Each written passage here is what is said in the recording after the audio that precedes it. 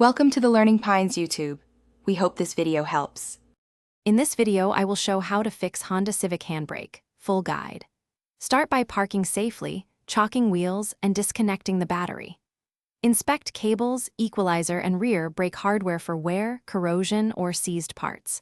I'll walk you step by step through diagnosis, adjustment, lubrication, and replacement options so you can restore reliable handbrake function without guesswork.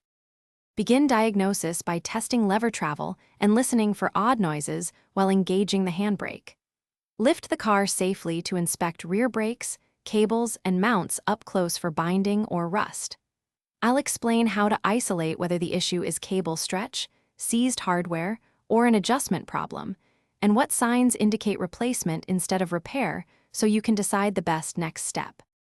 If you're finding this helpful, please subscribe and like to support more practical guides. Quick recommendation: make meal prep easy with leak-proof containers that seal tight, keep snacks tidy, and survive the garage workspace. They're perfect for packed lunches between repairs. Check the description for the link and other deals so you can grab a set. Thanks for the support. Now let's get back to the video.